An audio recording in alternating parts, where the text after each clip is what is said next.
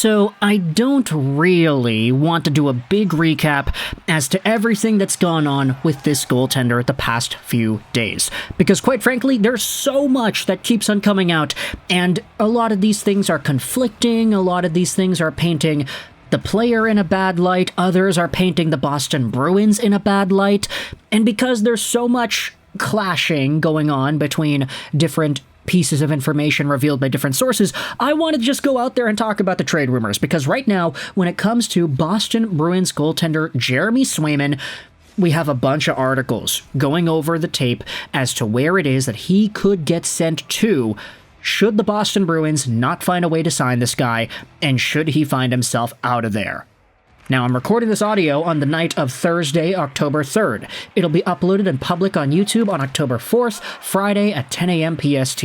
So, if there's a time between now and the time the video is public that Jeremy Swayman gets traded, then okay, sorry, this entire video is completely irrelevant. If he gets re-signed, then the video is completely irrelevant. But based off of the Boston Bruins statements, based off of what we're learning, it seems like Jeremy Swayman and the Bees have a lot more working out to do before we see some sort of a conclusion to this story anytime soon. Whether that is a trade or that is a contract signing, who really knows? So when it comes to Swayman, we've already talked about him at length over the past few weeks. 6'3", 194, left-handed catching, 25-year-old goaltender from Alaska, who was drafted by the Bees in the 4th round in 2017. This previous season, he posted up a .916 save percentage in 44 games and a .933 save percentage in the playoffs.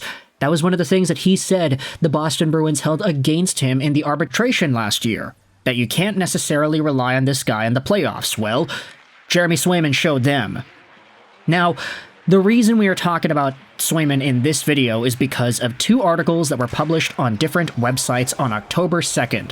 You had Mike Gold on Daily Faceoff talking about 4 teams that would benefit the most by trading for Bruins RFA Jeremy Swayman, and you also had yourselves Ryan Dixon on Sportsnet, who published this piece also on October 2nd. 3 teams that could trade for the Bruins Jeremy Swayman. Now, let's go out there and read some of the introductory pieces in either of these articles. I'm just going to leave links in the description to both of them because I think they both do a pretty good job at introducing the subject and what exactly is going on here. Starting out with the Ryan Dixon piece. As a middle-aged male, I'm basically required to quote The Godfather at every okay, well, that's not something that we're going to go out there and talk about. Francis Ford Coppola, man, I can't escape the guy. But Dixon writes here in the Sportsnet piece that the Bruins and the Swayman camp cannot come to an agreement, and if they couldn't come to an agreement over the summer and into training camp, things didn't really feel like they got that far until Monday, when Bruins president Cam Neely said there were 64 million reasons for Swayman to already be back with the team. Swayman's agent, Louis Gross, quickly replied with a blunt statement that said, among other things, that this was the first time that number was discussed in our negotiations. That was the moment it felt like both sides dropped the Michael Corleone approach to business. Stay calm. It's never personal. And adopted a Sonny Corleone, where's my baseball bat, oh my gosh, Francis Ford Coppola.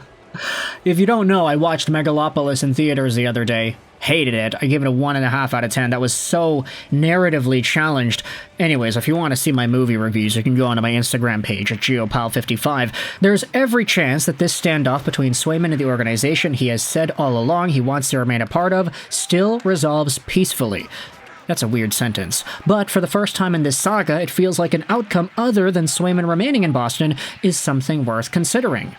Is there an offer out there that Boston can't refuse? Oy, oy, oy.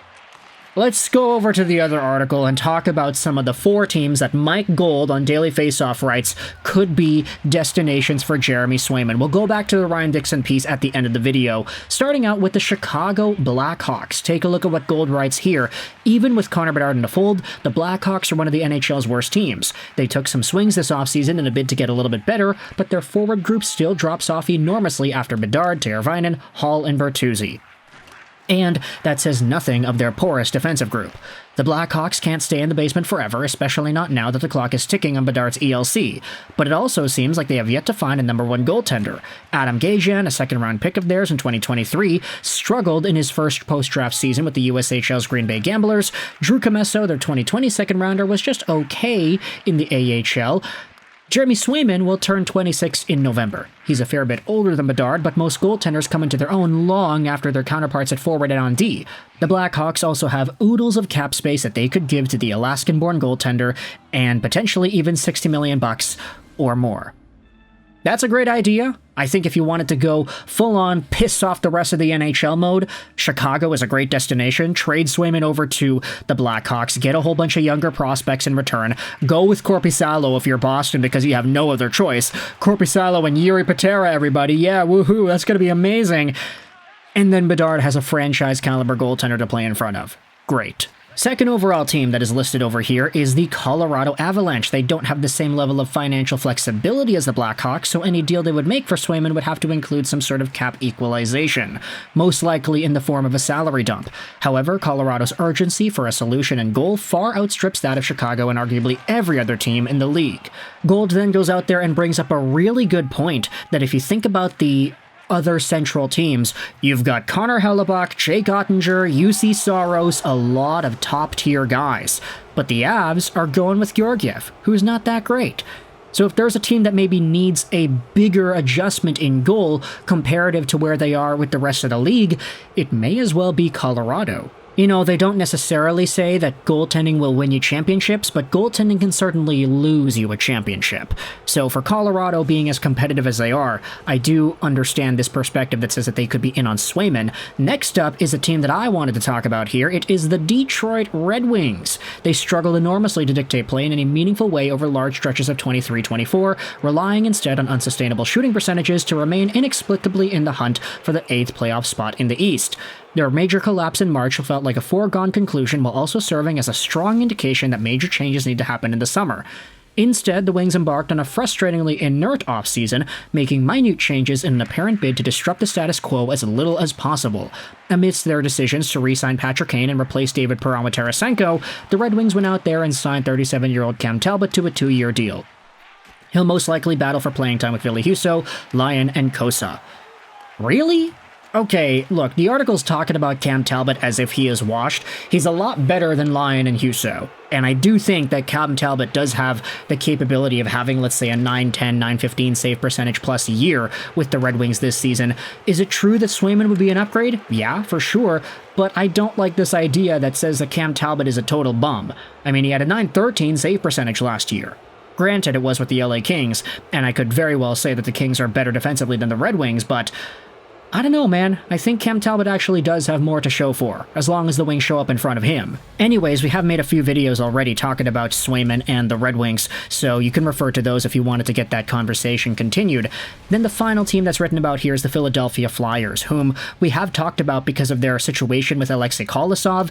There were ideas of him potentially getting traded, so if that is something in the midst of the fold there, having a guy like Swayman to bolster up that decor could really make the Flyers a lot more competitive right away. In the same way, actually, that the Detroit Red Wings could get competitive too. Let's go back over onto the Sportsnet article, because not only does Ryan Dixon bring up the Blackhawks once again, he also brings up two other teams that could be involved on Swayman, starting with the Vegas Golden Knights, baby. Yeah, hell yeah. He talks about how it would be a serious salary cap challenge, but who cares when Gary Bettman is bailing them out every single year with whatever salary loopholes they could use to get their cap a little bit better. Either that, or somebody goes in the LTIR, cough cough Mark Stone, for the rest of the year, and then he comes back in the playoffs. It always happens. Of course, Vegas would be there. The cap is an issue, but the bigger roadblock for Vegas might be its inability to put together a truly enticing package. Adin Hill and Carlson are good pieces, but Vegas has eviscerated its stories of first-round picks and close-to-ready prospects in past deals. Still, if there's a big game out there, you know Vegas will be hunting. And then finally, the article talks about Utah, how they've already shown significant additions with Mikhail Sergachev and John Marino. How about a goalie? Utah could offer up either Karel Vejmelka or Connor Ingram as puck stoppers who could form a tandem with Korpisalo. Really, why not Jiri Patera? Vejmelka has 1 year remaining on his contract, while Ingram has 2. In either case, it's not a huge commitment, and Ingram, in particular, could have some untapped upside. Utah also has more than its good share of young players and prospects, which will certainly make things interesting, and ultimately, it just concludes here that they're not going to talk about Cooley, Genther, or Iginla, but anybody else could be on the table there. So if you're a fan of any of these 6 teams, the Utah Hockey Club, the Blackhawks, the Red Wings, the Colorado Avalanche, the Vegas Golden Knights, or the Philadelphia Flyers, let me know your thoughts in the comment section below. How do you feel about the idea of your team acquiring Jeremy Swayman in a trade? If he does get traded or signed before this video is uploaded, then I apologize. Thoughts in the comment section below. I hope you enjoyed this video. And bye.